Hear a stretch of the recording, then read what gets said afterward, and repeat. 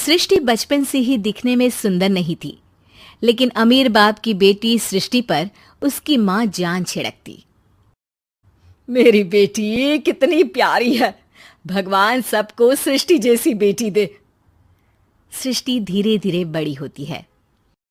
एक दिन सृष्टि की सहेली कहती है, तू दिखने में कितनी अजीब सी है, लेकिन मैं जानती हूँ हम सब में सबसे अच्छी शादी तो तेरी ही होगी। तेरे पापा अमीर जो हैं। और बता नहीं सकते यार, दहेज तो हर कोई देता है। ये क्या ज्यादा ले जाएगी अपने पति के लिए? अरे बड़े शहर में कोठी है इसके पापा की। अरे पापा की है ना, कौन सी इसकी है? इसकी होती तब तो कोई भी लड़का इससे शादी कर लेता। अरे पापा की मतलब पापा की है तो मेरी ही है ना?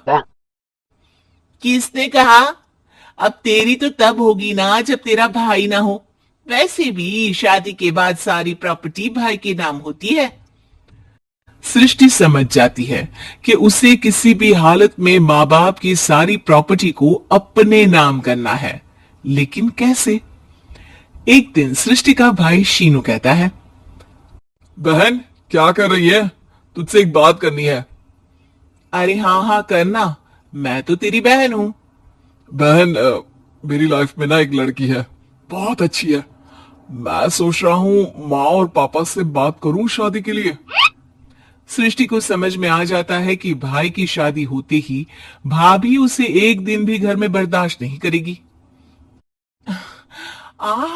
क्या बात है भाई, बताना कौन है वो? यार वो बहुत अच्छी लड़की है, पढ़ी लिखी है, मेरे साथ जॉब भी करती है। बस एक प्रॉब्लम है। हाँ प्रॉब्लम? क्या प्रॉब्लम है भाई? यार वो शादीशुदा है, लेकिन उसके पति ने उसे सिर्फ इसलिए छोड़ दिया क्योंकि उसके माँ बाप दहेज नहीं दे पाए। सृष्टि ये सुनकर न जाने क्यों खुश हो जाती है। अरे भाई तो क्या हुआ, लड़की तुझे तो पसंद है ना? शीनू को लगता है कि बहन उसे समझ रही है। वो इस बात से अनजान होता है कि उसकी बहन की मंशा पूरा घर हड़पने की है। सृष्टि अपनी माँ से कहती है, मम्मी मुझे तो बहुत चिंता है। पता है शीनू क्या कर रहा है? अरे क्या कर रहा है? वो तो काम पर जाता है और वापस घर आता है। नहीं ना माँ, वो यही तो नहीं कर रहा, बाकी सब कर रहा है। आपको पता है उससे प्यार है, और वो भी एक शादीशुदा लड़की से। हैं? ये क्या हो गया? मैं सोसाइटी में क्या मुंह दिखाऊंगी? अरे तेरे पापा तो यही कहेंगे कि मैंने ही उसे बिगाड़ दिया है। माँ देखो, मेरी बात मानो, पापा पर भी विश्वास करने की जरूरत नहीं है।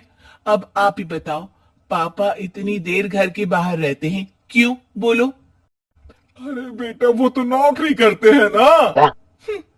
तू बहुत भोली है माँ। पापा का ऑफिस तो 7 बजे खत्म हो जाता है, लेकिन देखो कितनी देर से आते हैं। अरे नहीं नहीं बेटा, ऐसी कोई बात नहीं है।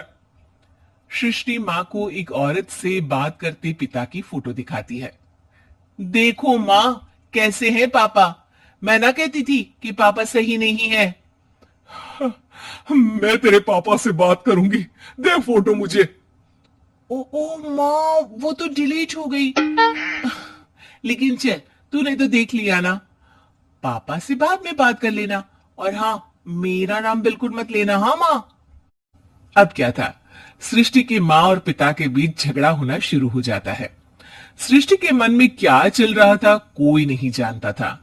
एक दिन, माँ सृष्टि के लिए एक लड़का देखा है, वो लोग शाम को उसे देखने आने वाले हैं। और हाँ माँ, एक खुशखबरी, मैं और पापा मिलकर एक नया बिजनेस ट्राई कर रहे हैं। शाम को लड़का आता है, सांवले रंग का। सृष्टि को तो बिल्कुल भी पसंद नहीं आता। लड़की की माँ कहती है, लड़की का चेहरा तो कोई खास नहीं, लेकिन अगर मेरे बेटे को आप लोग सेटल कर दें तो मैं उसकी शादी आपकी बेटी से करवा दूं। सृष्टि को लड़का बिल्कुल पसंद नहीं था। उसे भाई पर गुस्सा आ जाता है। लड़के वालों के जाने के बाद कहती है, माँ देखा शीनू मेरे लिए कैसा लड़का लेकर आया, न दिखाने लायक न सुनने लायक, सेटल भी नहीं, वो भी हम करें। अरे माँ, मैं जानती हूँ ये मेरी शादी किसी भी घर में क्यों करवाना चाहता है। अरे कैसी बात कर रही है बहन? तूने तो देखा ना, लड़के को मैंने ही मना कर दिया तुझसे शादी के लिए। जिसने लड़का बताया था उसने उसकी बहुत तारीफ की थी। बात आई गई हो जाती है, लेकिन सृष्टि का मन शांत नहीं होता। क्या करूं, कुछ समझ में नहीं आ रहा। मेरी शादी हो गई तो ये लोग पूरी प्रॉपर्टी शीनों के नाम कर देंगे, मेरे हाथ तो कुछ लगेगा ही नहीं। तभी सृष्टि को आइडिया आता है। वो किसी वकील को फोन करती है। जी देखिए, अगर आपकी मम्मी पापा का तलाक हो जाता है तो आपके पिता की आधी प्रॉपर्टी आपकी माँ के नाम हो जाएगी, फिर उसे वो किसी को भी दे सकती है। सृष्टि अब माँ को बेटे के खिलाफ भरती है। माँ, शीनू पर नजर रखा करो, वो जिस लड़की के प्यार में है ना वो शादीशुदा है। यहाँ आएगी, सारा पैसा रुपया जमीन जायदाद सब हड़प लेगी। पापा का भी हाल तुमसे छुपा नहीं है। ऐसा ना हो कि मैं और आप एक दिन सड़क पर भीख मांगे। हे भगवान, मैं तो जीते जी मर जाऊंगी अगर ऐसा हो गया तो। ऐसा हो गया नहीं माँ, ऐसा ही होगा। अभी समय है, आगे का सोच लो। मैं तो कहती हूँ पापा से आधी प्रॉपर्टी लेकर अलग हो जाओ। पापा की आधी प्रॉपर्टी भी हम लोगों को अगर मिल जाती है ना, तो अगले 7 जन्म सफल समझो। बेचारी माँ बेटी के कहने पर पति से तलाक लेकर अलग हो जाती है। सृष्टि अब पैसों से गाड़ी और अपने दूसरे महंगे शौक पूरे करने लगी। उसके दोस्त भी उसके पैसे इस्तेमाल करते। सृष्टि, कल तुम कहाँ थी?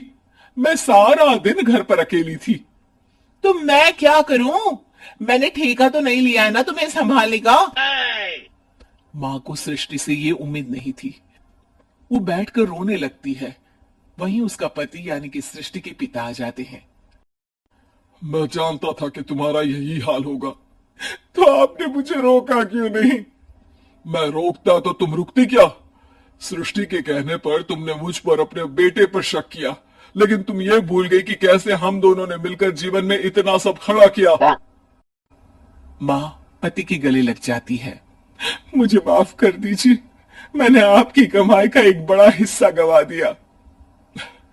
कोई बात नहीं, तुम साथ हो तो मैं ऐसी 7 प्रॉपर्टी खड़ी कर दूंगा। तभी वहां सृष्टि आ जाती है रोते हुए। माँ, मयंक ने मुझे छोड़ दिया।